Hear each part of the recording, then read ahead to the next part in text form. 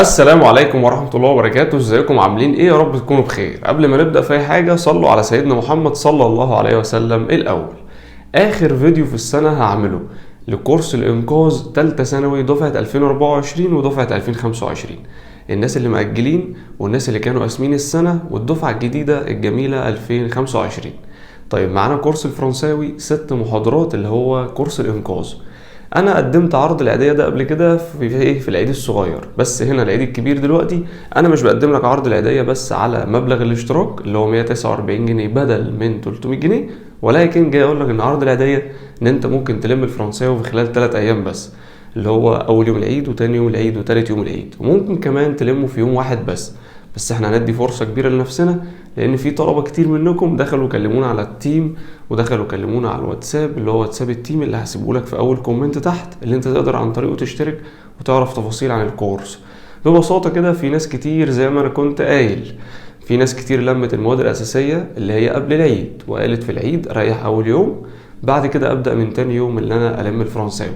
فانت كده لو معاك بس 3 ايام هتلم الدنيا بسهولة، لو معاك يوم واحد بس فاضي هتلم الفرنساوي بسهولة، سواء انت دفعة قديمة او دفعة قديمة، دفعة قديمة او دفعة جديدة. طب انت عاوز تديله يوم واثنين وثلاثة يبقى احسن وافضل، علشان ما تضغطش وقتك وفي نفس الوقت يبقى بعيد عن ليالي الامتحان، لان احنا ان شاء الله هنختفي يومين 3 4 بعد الفيديو ده، وهنظهر قبل ليلة الامتحان بيومين 3، بحيث نعمل لك فيديو في ليلة الامتحان يوضح لك ازاي تقدر تلم ليلة الامتحان كده بسهولة وتراجع معلوماتك اللي انت ذاكرتها في الكورس او ذاكرتها خلال السنة.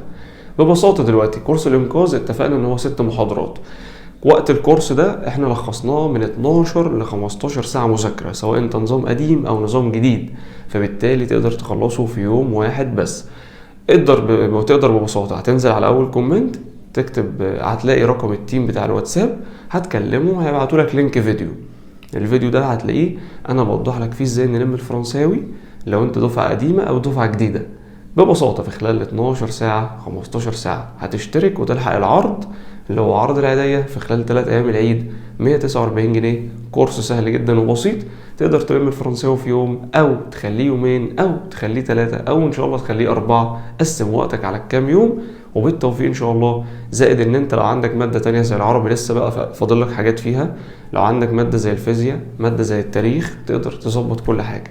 بالتوفيق ان شاء الله. مش عاوز اطول عليكم، بس لاي تفاصيل لو انت ما فتحتش فرنساوي خالص، لان انا حقيقي استغربت، يعني ما كنتش متخيل هيجي لنا كم رسائل كده برضو حتى في العيد. قلنا للعيد اجازة بقى وبتاع، بس اللي انا توقعته لقيته. في ناس كتير كانت مستنية تلم الفرنساوي في اليومين دول، فانا عشان التشتت واللخبطة قلت اعمل لكم فيديو. وبالتوفيق يا ابطال، ربنا معاكم والسلام عليكم.